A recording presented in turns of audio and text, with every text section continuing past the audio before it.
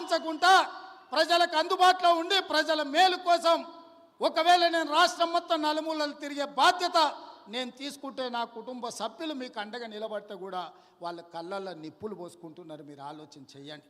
వాళ్ళ ఇంట్లో ఆయన ముఖ్యమంత్రి, అల్లుడు మంత్రి, కొడుకు మంత్రి, బిడ్డ ఓడిపోతే ఎమ్మెల్సీ, సడ్డకుని కొడుకు రాజ్యసభ, వాళ్ళ చుట్టపోళ్ళు అందరూ మంత్రులైన. నేను అట్లా ఎవరు నన్ను తీసుకున్నాను మా కుటుంబంలో? మీరు చెప్పండి. ఏ పదవి లేకుండా నిస్వార్థంగా మీకు పనిచేస్తుంటే కేసీఆర్ కుటుంబం తప్పు పడుతుంది. అట్లెట్లా చేస్తారా మీరు? ఏ పదవి తీసుకోకుండా మేము చూడ ఎన్ని తీసుకున్నామో ఎంత దోసుకున్నామో చూడమంటారు. మీలాంటి పదవులు తీసుకోనికే దోసుకోనికే మేము పోటీ పడం చంద్రశేఖరరావు. మా విధానం అది కాదు. మమ్మల్ని నమ్మిన ప్రజలకు అండగా నిలబడి వాళ్ళ కష్టం వస్తే కష్టాలలో వాళ్ళ తోడుగా నిలబడి వాళ్ళ కోసం కొట్లాడి వాళ్ళ కోసం రక్తం చిందించే నాయకత్వం మాది. మిమ్మల్ని నమ్ముకున్న వాళ్ళని మోసం చేసి దోసుకునే నీతి మీది. మీకు మాకు తేడా ఉంది. మేము మీలాక కాదు.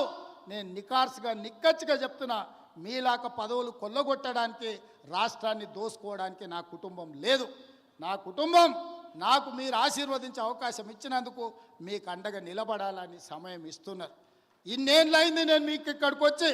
ఈడున్న వాళ్ళందరూ నన్ను వ్యతిరేకించేటోళ్ళు రాజకీయంగా కూడా నియోజకవర్గంలో ఎవరి దగ్గరైనా ఒక్క రూపాయి ఎప్పుడైనా ముట్టుకున్నానా? మీరు చెప్పండి.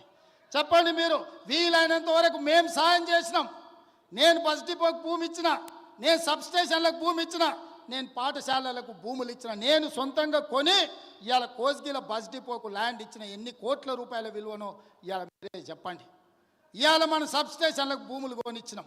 ఏ ఊర్లో గుడి కట్టినా బడి కట్టినా ఎవరు పిల్లలు చదువులకు ఫీజులు కావాలన్నా ఎవరు ఏం కావాలన్నా మా ఇంట్లోకి వెళ్ళి పైసలు ఇచ్చి కొడంగల్ నియోజకవర్గాన్ని ఆదుకున్నాం. పోయిన 5 ఏళ్లలో ఒక ఆయన ఈడ ఉండే ఏం వసూలు చేసిండో మీకు తెలుసు కదా.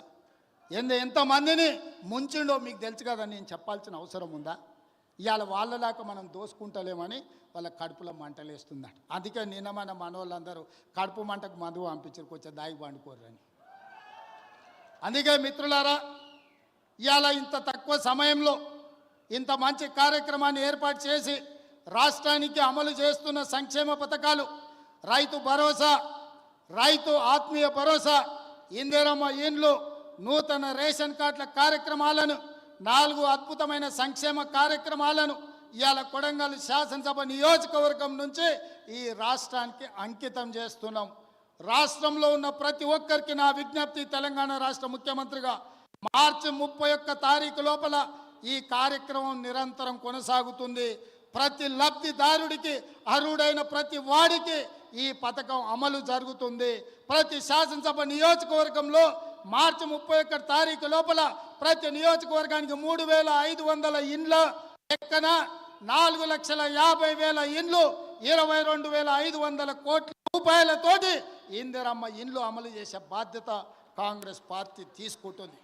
అదేవిధంగా రైతు భరోసా కార్యక్రమాన్ని రాష్ట్రంలో ఉన్న రైతాంగానికి వ్యవసాయ యోగ్యమైన భూములకు దాదాపుగా మార్చి 31 తారీఖు లోపల 10,000 కోట్ల రూపాయలు పేద రైతుల ఖాతాలో నిధులు వేసి 10,000 కోట్ల రూపాయలు రైతులకు ఇచ్చే బాధ్యత ఈరోజు కాంగ్రెస్ పార్టీ తీసుకుంటుంది. అదేవిధంగా ఇందిరమ్మ ఆత్మీయ భరోసా, భూమి లేని నిరుపేదలకు ప్రతి పేదవాడి కుటుంబానికి సంవత్సరానికి 12,000, మొదటి విడతగా దాదాపుగా 10 లక్షల కుటుంబాలకు 6,000 చొప్పున మార్చి 31 తారీఖు లోపల మీ ఖాతాలో వేసే బాధ్యత ఈరోజు ఈ ప్రభుత్వం తీసుకుంటుంది.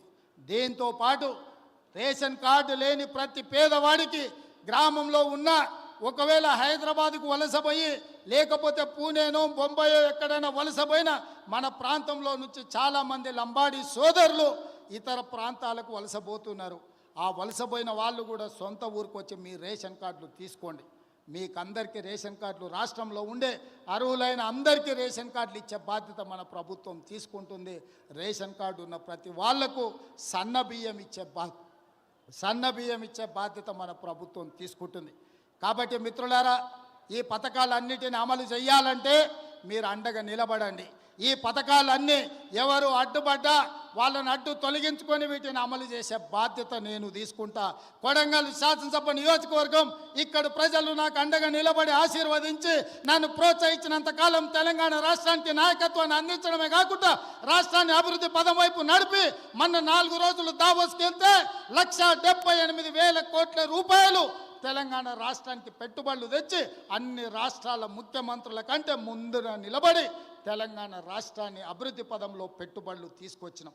అదేవిధంగా తెలంగాణ రాష్ట్రంలో సంక్షేమ పథకాలను అమలు చేసే బాధ్యత నేను తీసుకుంటా. ఈ అన్ని పనులు చేయాలంటే మీరు నిండు మనసుతో ఆశీర్వదించాలి.